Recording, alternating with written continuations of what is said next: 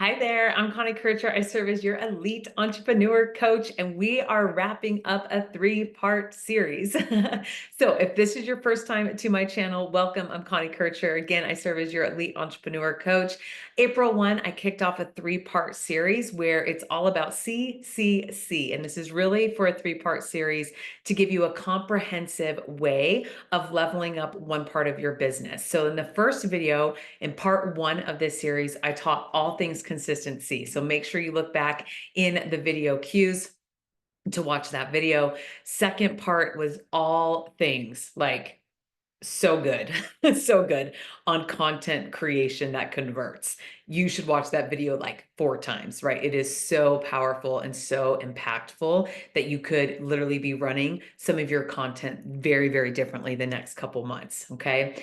This part 3 for today's video is calls to action, okay? So it is all the psychology that is how do you create an effective CTA, right? So that you're converting viewers, followers, people that are in just again your circles of influence into actual customers. Okay. Now, I say this with a caveat to know that this builds off of each other. That's why I've made this into a three-part series. So make sure that you go back. Watch the first video on the consistency strategies. Make sure that you go back to the part 2 of the 3-layer content strategy. And now we're going to talk about a very critical skill for you to move all of your hard work into actual revenue. Okay. So I'm going to break down and teach on today's video crafting calls that move action to conversion, right? Like I want to teach you this skill set. So let me give you a couple data points because you know I'm all things data. Did you know that the difference between a good call to action to a great call to action could be about 300% more conversion? So I've learned this and tracked this within my own content and calls to action, and also for my clients for months.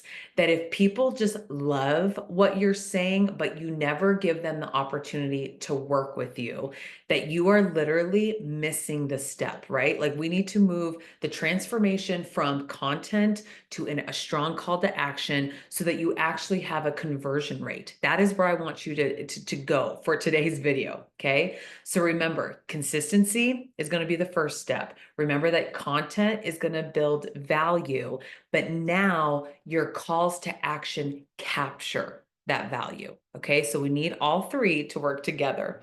So the first part of this video is going to be the psychology behind effective calls to action, not just calls to action. So most calls to action fail because they're focusing on what you want and not what your audience actually wants.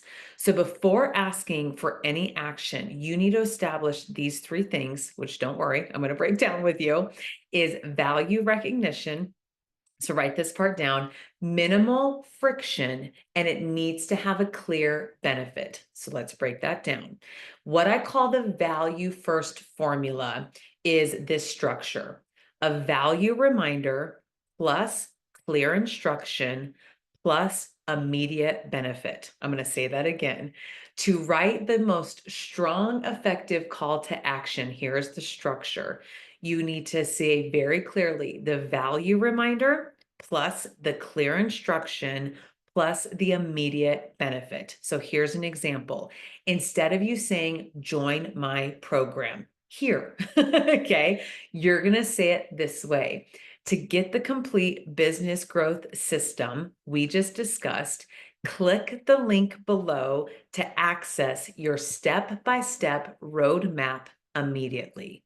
So I am giving value reminder, a clear instruction step, and then an immediate benefit immediately. That when you click that link, you are going to get access to the step-by-step roadmap immediately. Okay, so that is a very real example for you. Now, timing is everything. So the second part of building a really strong call to action that again is actually going to work, not just I'm practicing it, is the strategic placement of that. So timing is everything, and this is what I mean. There are 5 psychological moments that the viewer is most receptive when you are taking action. So let me tell you the 5. It is when the problem is articulated. It is after you reveal the solution. It is after a moment that you prove the results. It is after an objection handling, right? So that you share what a potential objection is. That is a perfect time to insert and time a call to action. And then last but not least is during the moment of a personal story. So what I like to say is, I will strategically share a personal story of working with the client, and that psychological moment to go, okay, I resonate with what Connie is sharing of where their client was and where she took her client.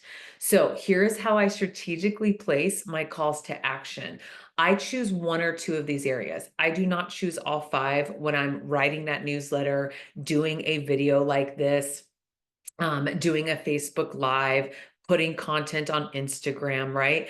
A strong strategic call to action. I pick two of those. Maybe it's going to be after I articulate a problem. And so then I give them their call to action. Maybe it's after a result. Like, I just worked with this client for the last year. Here's what we were able to complete in terms of her marketing data and her sales data. And her, team has grown in this way.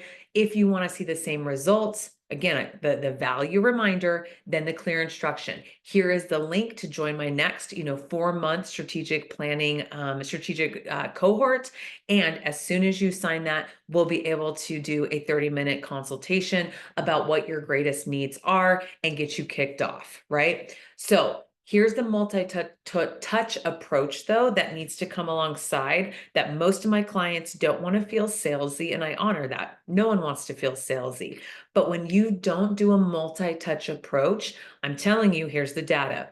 People rarely convert on the first exposure to you, your business, your content, rarely. Okay, like those are the unicorns in the world. When I have the client that it's the first time they see me present or the first time they see a video and they're like, cool, I want to work with you.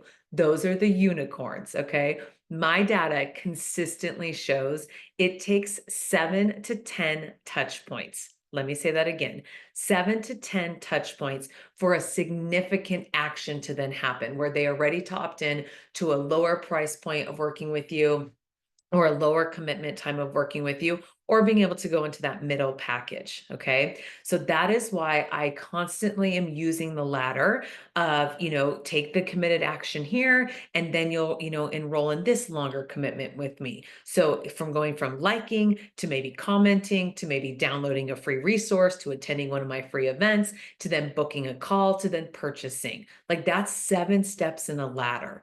And if you don't have those 7 steps in the ladder, I would love to work with you and help you process what that can be in a meaningful way. Because if you just have the same strong call to action over and over and over, but there is no level approach or ladder steps up of them getting to know, okay, that was a call to action that they took. That was another call to action that they took.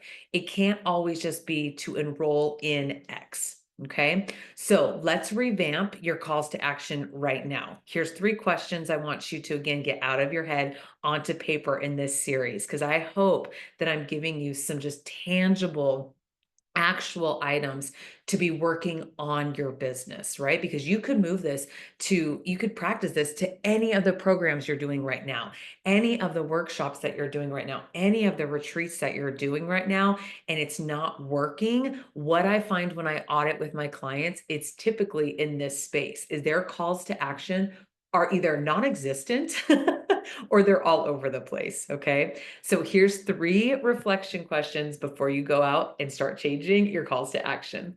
First one is, look at your last piece of content and identify where you could have added in one of those 5 psychological trigger points a stronger call to action.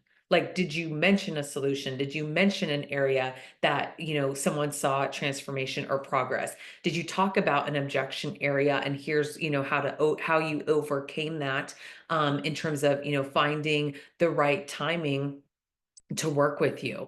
So look at the last piece of content you created and really kind of do like an audit of when could I have added a piece of a psychology trigger that Connie just talked about. I could have added a stronger call to action there. Second is, I want you to rewrite your number 1 call to action that you do all the time whether that be in a consultation, whether that again be in an event, a workshop that you host every single month, a webinar that you host every single month. And I want you to use the value first formula, which again is a value reminder plus clear instruction plus the immediate benefit. So rewrite your number one, your primary call to action, and start seeing what that looks like. And then last but not least, and if you need assistance with this area, this is where I help and coach most of my clients when we're talking calls to action specifically, is what is their ladder of commitment? So what is the ladder of commitment you want from step 1, 2, 3, 4, 5, 6, 7, 8, sometimes even of engagement points, so that they're going from first exposure to second engagement to third commitment to fourth conversion. And if you've never broken down those ladders or those steps, I would love to come alongside you in that space.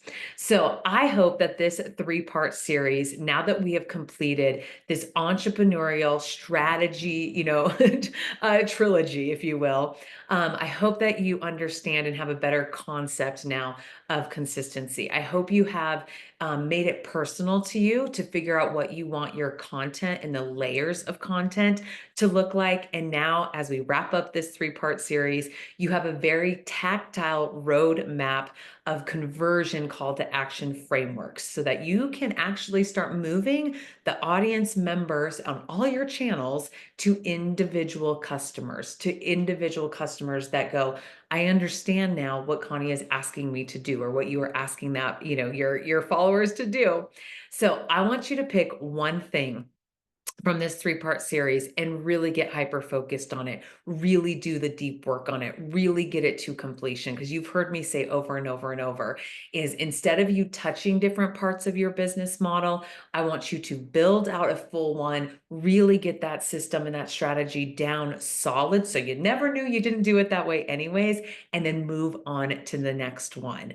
So let me know if this three-part series was helpful in terms of going much, much deeper, not just general, not just, some best practices here and there. But I hope that you kind of saw this as a three-part workbook, to be honest with you, brought by, YouTube, so that you're able to really break down some really important steps that you go into quarter two. So it isn't just about growing your business, right? Like when I talk about, why I call everything I do elite entrepreneur coach, it's not just because I want directly, it has to grow your business. It is to grow the skill sets that then ultimately will grow your business, right? These sustainable strategies that will grow so that you are meeting the right clientele, having the meaningful conversations, and then knowing that that symbiotic relationship is thriving, not only for your customers and clients, but for you as the CEO. So I hope that I brought immense value in this three-part series. If I did, please make sure that you give this video a thumbs up. Make sure you put in the comment section. That helps the algorithm more than you can know in terms of engagement and in our own matrices.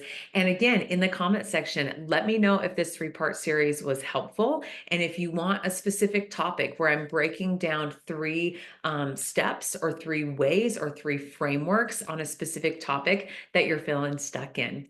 Again, if I can be of service to you and you want to schedule a call, that is always in the bio for a 30-minute complimentary session. We have a meaningful conversation of where you're feeling stuck, how I could be of service, and then again, what opportunities to work with me in a group coaching setting or in a one-on-one strategy session, or if one of my upcoming retreats would be a fit. I hope to see you in the next video, and thank you again for watching all three videos of this series, and I will see you on the next training. Bye, y'all.